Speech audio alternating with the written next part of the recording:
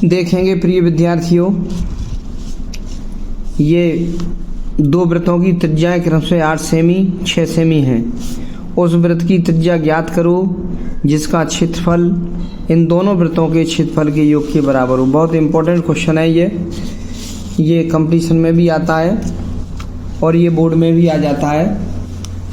तो क्या लिखा है, वृत्त का जो क्षेत्रफल है उस वृत्त की त्रिज्या ज्ञात करो जिसका क्षेत्रफल इन दोनों वृत्तों के क्षेत्रफल के बराबर हो। तो पहले लिखते हैं, दिया है पहले वृत्त की त्रिज्या इक्वल 8 सेमी। इसे हम R1 कह सकते हैं, R1 इक्वल 8 सेमी। दूसरे वृत्त की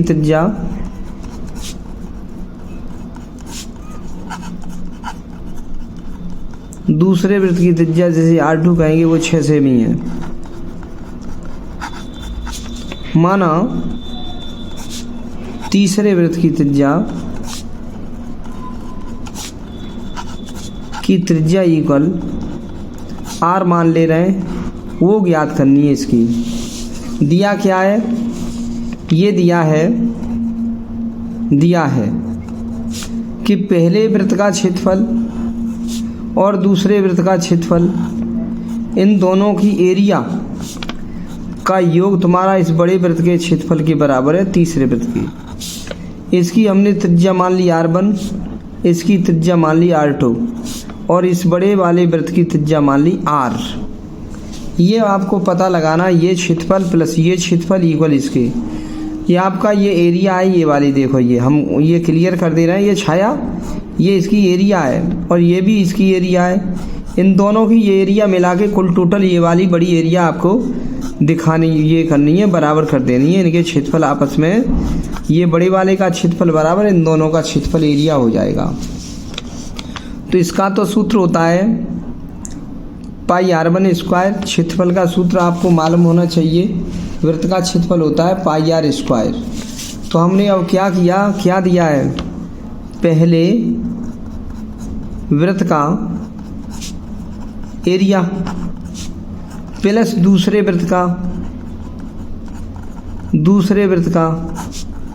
एरिया में क्षेत्रफल इक्वल बड़े वृत्त का क्षेत्रफल, बड़े वृत्त का एरिया।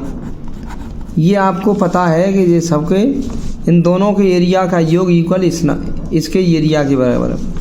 एरिया मीन्स होता है क्षेत्रफल। इसका हो जाएगा पाई R1 स्क्वायर और दूसरे का हो जाएगा पाई R2 स्क्वायर और इक्वल इसका हो जाएगा पाई R स्क्वायर। पाई इन दोनों में से कॉमन ले लेंगे तो आपका R1 का स्क्वायर प्लस R2 का स्क्वायर यहाँ हो जाएगा इक्वल पाई R स्क्वायर हो जाएगा। पाई से हमारी ये पाई कैंसिल हो जाएगी। अब आपका R1 का वर्ग बचा, R1 है हमारी 8, तो 8 का वर्ग प्लस R2 है हमारी कितनी 6, उसका वर्ग इक्वल यहाँ R स्क्वायर चल रहा है। 8 का वर्ग 64 हो गया, 6 का वर्ग 36 हो गया इक्वल R स्क्वायर हो गया। इन दोनों को जोड़ लो, 100 हो गया, 100 हो गया इक्वल R स्क्वायर। वर्ग हटाएंगे, वर्गमूल ले लेंगे, R इक्वल √100 और इसका रूट ले लिया जाएगा तो 10 हो जाएगा 10 सेमी। लिख देंगे अतः पूछा क्या है, वो जो आपको ये पूछा गया है उसकी त्रिज्या आ जाएगी। अतः वृत्त की त्रिज्या इक्वल 10 सेंटीमीटर। यही आपका लास्ट आंसर हो गया। ये रहा, ये बहुत अच्छा क्वेश्चन है। हम इनके क्षेत्रफल अलग निकालते हैं। इसका है पहले वृत्त की एरिया में क्षेत्रफल होता है प्लस दूसरे वृत्त की ये एरिया ए माने एरिया, ये क्षेत्रफल होता है। क्योंकि हमने बताया था उस पिछले उसमें वीडियो में कि ये क्षेत्रफल एरिया होता है। एरिया की अंग्रेजी होती है, क्षेत्रफल को कहते हैं अंग्रेजी में एरिया, AREA एरिया, शॉर्टकट में ए कह देते हैं। ये क्षेत्रफल या एरिया बात एक ही है, ये कह देते हैं ये एरिया। तो पहले वृत्त की एरिया प्लस दूसरे वृत्त की एरिया इक्वल बड़े वृत्त की एरिया। ये होता है pi R one square plus pi R two square equal pi R square, pi दोनों का कॉमन ले लो, इतना कर दो। आर वन हमारा पहले वृत्त की 8 है, वो रख दी हमने 8 का वर्ग। दूसरे वृत्त की R2 हमारी 6 का वर्ग इक्वल ये आर स्क्वायर कर दिया, यहाँ मान वर्ग करके रख दिए, ऐड कर दिए, माने जोड़ दिए, 100 हो गए, वर्ग हटाया, वर्गमूल ले लिया, 10 हो गया। तो हम जान गए जो वृत्त की त्रिज्या आपको ज्ञात करनी थी वो 10 सेमी है। ओके, वीडियो को लाइक और कर दो। इसको देखेंगे विद्यार्थियों, ये इसी एक्सरसाइज का क्वेश्चन नंबर 5 है। ये आपका बहुविकल्पी है, इसमें से आपको ये देखना है कि इसका मान कितना है। यदि एक वृत्त का परिमाप और क्षेत्रफल के संख्यात्मक मान बराबर हैं तो वृत्त की त्रिज्या कौन सी है? 2 मात्रक है, पाई मात्रक है, 4 मात्रक है, 7 मात्रक है। तो देखो इसे कैसे करते हैं, लिखेंगे यहाँ पर हल में। हल दिया है वृत्त का परिमाप वृत्त का क्षेत्रफल बराबर है। वृत्त का परिमाप इक्वल वृत्त का क्षेत्रफल, वृत्त का क्षेत्रफल, वृत्त का परिमाप होता है वो परिधि 2 पाई आर और वृत्त का क्षेत्रफल होता है पाई आर स्क्वायर।